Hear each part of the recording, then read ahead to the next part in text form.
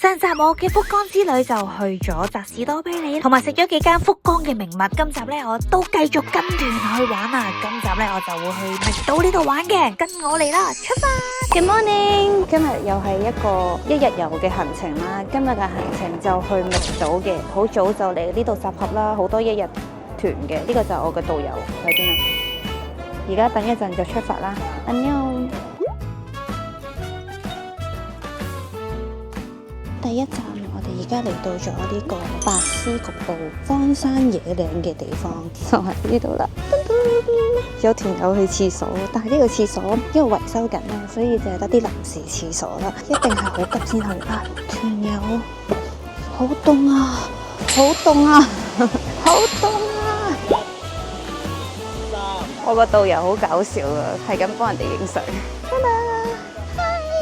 呢個景點咧好特別嘅，冇開到啦呢啲嘢，暫時有業種，所以就冇呢個食物。本身係有鯛魚燒，而家第二站就要去一個新聞及飛嗰度飲咖啡啦。咁其實係喺新聞一邊嘅。頭先個導遊話嗰度有啲笑哈哈可以影相啦，咁但係嗰啲笑哈哈其實佢哋唔係笑哈哈咯，所以我覺得好搞笑。如果陣得閒，我可以帶大家過去嗰度睇下。導遊都好細心㗎，佢係會事先問我哋飲乜嘢先，咁揀好咗就過嚟呢度飲啦。OK， 呢度。買東西之後，就拿這個單子往這個方向走1分鐘。應該係要再上去入邊食飲咯。我哋可唔可以拎咗先㗎？可以。哦，大家要擔凳仔。我應該去邊個渠好啊？好咯，我決定去最高嗰個渠咯。又要行山。哇！哇，好刺激啊！呢個行程我中意。啲人咧就喺下面嗰度，呢度嘅職員啦，佢都幾靚仔啊。안녕하세요，嗨！哇，九州啲行程全部都係離不開行山呢個環節咯。搬完上嚟，我就要落去拎咖啡飲，又一番波折啊！又要。Hello， 我都想要呢個。OK，let's go。ありがとうございます。拜拜。OK，let's go。行山之旅 ，go go go。呢度好似宮崎駿啲漫畫咁樣啦。呢度就係頭先我搬凳嘅地方啦。哇，翻嚟。我拎咗我嘅嘢食翻嚟啦，咁而家可以開餐啦。咁就可以喺度嘆住森林之景，飲下咖啡咁樣咯。我覺得跟團嚟有個好處啦，就係呢一個地方啦嘅營業時間就係11點鐘，但我哋可能10點4已經過到嚟啦，暫時未有人入嚟，佢就開放俾旅行團啦，所以我哋而家成團人係包晒呢度唔同嘅角落咁樣啦，所以我覺得幾 chill 嘅呢度。咁佢啲咖啡都係唔難入口嘅咖啡，都幾好飲嘅，即係沖得唔差嘅，我覺得。一杯咖啡就700 yen， 我加咗一個草莓塔就係900 yen。我買氣啊！呢隻士多啤梨好甜，佢似我第一日摘嗰個士多啤梨嘅第一個品種，佢上面有一個抹茶膏。哦，呢個唔係抹茶 cream 嚟㗎，呢個似開心果 cream 喎，好好食喎呢個開心果 cream，佢唔係嗰啲好濃好流嗰啲開心果 cream，佢隱隱約約甜甜地，又帶入一種開心果香嗰隻 cream 啊，好好食喎。中間有個吉士 cream 啦，再入邊有個，呢個果撻好好食啊！我見到佢哋除咗呢個果撻都有唔同嘅 dessert 啦，都好靚，同埋好打卡啊部咯，即係佢整得咧好符合佢哋鋪頭咯，可以等人哋過嚟呢度拎住呢啲咁鮮豔嘅甜品啊，喺呢個森林度打卡。咁之後就另一個行程就係我自己好期待嘅一個行程啦，燒海鮮嘅行程啊！導遊喺出發之前咧，就 send 咗個表俾我哋揀啦，睇下你要單點啊，一個人嘅套餐定任食啦。咁我梗係揀任食嘅套餐啦。咁佢任食嘅套餐好似5000幾 yen 啦，咁其實我覺得唔貴嘅，得200零蚊港紙。海鮮喎，所以我覺得係好抵咯，即係對比香港嘅價格。轉頭食海鮮再見啦。안녕，而家我哋嚟到一個景點，因為未到食飯時間，所以嚟多個景點，就係呢個龍貓森林，但係好大風，好凍啊。안녕하세요，呢度就係海邊，嗰度有個山，咁呢度就可以行上去咯。展望台180米，Magic，Oh my God，一入到嚟好靚喎，我覺得呢度。我覺得呢個村好多景點都要行樓梯咯，我隻腳啱啱好翻咋。OK， 原來唔係180米，最上都200米，原來仲有200米咯。我以為上180米就 OK， 點知仲要上。啊！呢個就係展望台啦，咁多米上到嚟就係就是這樣子。海鳥，呢個景點 good 完結。OK 嘅，食飯之前行下呢啲咧，消耗下啲能量就可以食多啲嘢。因為咧，我就揀咗個任食嘅 plan。呢度就係我哋食午餐嘅地方啦，咁我就揀咗呢一個任食嘅海鮮 plan。哇，你睇啲海鮮幾新鮮，同埋種類都好多啊！哇，有鮑魚啦，有魚啦，有埋蠔噶。佢哋呢度有呢啲飯咧，即係免費啊！哇，同埋呢件衫咧，着完防止啲嘢整到你件衫。好啊，好。好。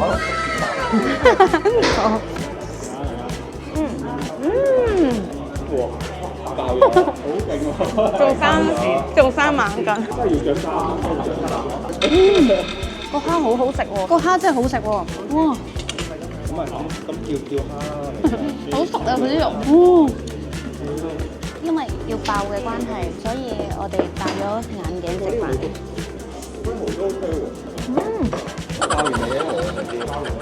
好新鮮嘅鮑魚味啊！未食過咁新鮮。我未有啊，呢個試下先。Thank you， 超好啊！呢個係咧好容易爆。唔係食傻咗。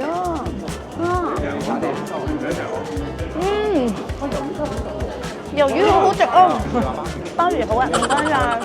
好好食啊！佢個魷魚香，鮑魚個汁都勁好味咯，勁鮮，即係攞嚟撈飯都好正。試下個魚先，應該係青魚啲 friend 咯，我諗。好似佢本身有啲海水味啦，已經好夠調味咯。唔使怕，唔好搞佢，千祈唔好搞佢。鮑魚好好食。最中意食魷魚。好啦，而家食完飯出到嚟呢度就可以講下餐廳嘅感受啦。咁頭先呢，我哋就喺呢一個海濱呢度食呢一間燒烤啦。我之前聽過有啲朋友維密島呢邊呢都話呢度有好多呢一類型嘅燒烤嘅，可能每間嘅大同小異咯。因為呢度啲海鮮係好新鮮咯，佢哋好多種類都有啊，有鮑魚啦，有蠔啦，有扇貝啦，有肥嘟嘟嗰隻白蜆啦，跟住仲有魷魚。佢啲海鮮種類係好多啦。我最後食咗係5880 yen 6000 yen 300蚊港紙左右。我覺得呢個價錢香港係食唔到咁多種類，而且冇咁新鮮啊！我同台嘅團友咧都係覺得俾佢哋嘅魷魚震撼到咯。佢話我哋喺香港食唔到呢個質感啦，口感好煙韌啦，好新鮮啦，而且佢帶點海水味啦，完全唔使落調味料，已經好好食。如果大家嚟密島唔一定要跟團嘅，我都 recommend 大家食呢啲咁嘅燒海鮮餐咯，真係好食啊！下一個咧就係食甜品嘅地方，係一個好出名嘅鹽之布甸咯，即刻為你送上鹽之布甸。哇！いただきます。好似蛋糕鋪嗰啲鹹忌廉啊，但佢個蛋好滑喎，同埋好實淨咯，嗰個質感咧唔似蛋啊，似 cream 多啲啊，佢個質感。但係個鹽味喺邊度嚟咧？好似唔係喺個蛋入邊喎，蛋就係甜嘅喎，個鹽味喺嗰個焦糖嗰度嚟嘅。導遊就同我哋講話有朱古力口味、鹽味同埋有焦糖味3種味道啦，但係焦糖味就賣晒啦。咁其實呢個本身佢上面都有層焦糖咁樣嘅，我懷疑焦糖味可能會再濃啲。不過我覺得佢都幾得意嘅，第一啖食落去就好似鹹忌廉咁樣咯。呢間賣鹽嘅地方我都冇聽書添，工廠咁樣咯，好似。咁其實佢喺呢個海岸線咧咁樣啦。呢度就係佢間鋪頭啦，呢度就係一個位俾大家坐住可以望海景咁樣嘅。其實嗰邊都仲有嘅。啱啱我已經問咗導遊呢度出名乜嘢，佢話其實呢個係一個鹽廠啦，佢有一個好特別嘅方法去做鹽嘅。頭先個鹽味布甸呢，就係佢哋最出名嘅嘢食咯，所以呢度係一個鹽廠咁樣咯，所以都幾得意嘅呢個景點嘅，有 feel 嘅，即係喺度食嘢係有 feel 啊。所以我就叫多杯 peach soda。通常香港啲 peach 咧，即係都係落糖漿噶嘛，但係佢感覺咧個糖漿我唔係成日見到呢一隻咁嘅顏色咧，好似好真咁咯。你睇下佢嗰個底，好似好真喎。佢應該唔似落糖漿，哇！有啲期待添。Oh my god！ 佢未至於到話好好飲，但覺得好 amazing 嘅地方就係佢唔係用糖漿啦，佢係用一啲水蜜桃嘅沉積物，你當係一個柚子蜜，但係佢變咗水蜜桃蜜咁樣嘅存在咯。係日本好中意用呢啲咁咩柚子蜜啊、乜嘢蜜啊、咩水果蜜啊，所以我覺得好日式啊。我本身以為呢一個係一個攝時間嘅行程啦，冇乜期待嘅，但係 so far 我覺得呢個可能食嘢啦，有關食嘢事啦，覺得幾開心咯。頭先因為我同團友一齊食飯啦，所以我就費事係咁錄啦，咁所以我都係比較簡短啲去同大家即係最尾嘅時候講咁樣啦。但係其實嗰一餐呢，我都覺得開心嘅，即係 so far 今日嘅食嘢行程，我覺得係開心。但係我知道係完㗎啦，之後就冇啦。我哋下一站呢，就要去睇最出名嘅個夫妻岩啦。咁我哋轉頭再帶大家去玩啦。噔噔，頭先啱啱揾團友幫我影咗相啦。所以咧，我就可以介紹一下呢個夫妻岩啦。呢個就係兩嚿岩石連埋一齊啦，中間掛咗一啲日式嗰啲祈福咁樣咧，就好靚咯，即係成件事更加可愛啲。佢呢度有一個白色嘅鳥居啦，如果潮漲嘅話咧，佢就會喺海中間嘅，影相都影唔到佢個靚啊！佢個靚係一種好恬靜嘅美感咯。日本咧，如果係打孖出現嘅嘢，兩棵樹啊，兩嚿石啦，佢哋好經常會用夫妻乜去相稱佢哋嘅，因為覺得好 lucky 啊，即係好有緣分咁樣咯，所以呢一個都係其中一個夫妻岩啦。呢個就係福小新導遊講嘅嘢。呢個畫面係最靚嘅，佢哋啱啱好見到嗰個畫面。呢度就真係一個好值得嚟嘅景點，大家一定要擺喺你嘅行程入邊。沿路翻過去就去下個行程啦，今日行程最後一個景點啦。最後一站呢，就係到另一個沙灘啦。咁其實呢度呢，就係一個遊樂場咁樣嘅，佢呢度有好多唔同啊，各式各樣嘅嘢啦，咁呢個就係其中一個選手啦，但係冇乜人想嚟打卡，因為大家都中意呢一個門咯。你睇下，大家就會排隊喺度打卡啦。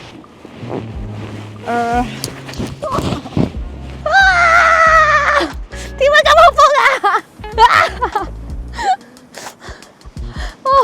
佢要好考平衡力啊！咁咪兩個人㗎，佢唔係細細㗎咯，我覺得好恐怖。太恐怖啦！太恐怖啦！太恐怖啦！呢個就係隨意門啦，睇下。其實呢個沙灘幾好玩喎，因為好似免費嘅遊樂場一樣，除咗打卡之外，呢度嘅景點都超好玩。前面嗰個係搖板，呢個係咁樣玩咯，跟住你就可以搖下咁啊。跟住呢度都有各式各樣嘅設施啦，同埋咧呢度有一個上下千秋啦，好好笑嘅。嗱，呢個千秋都好恐怖嘅，衝落去，哇！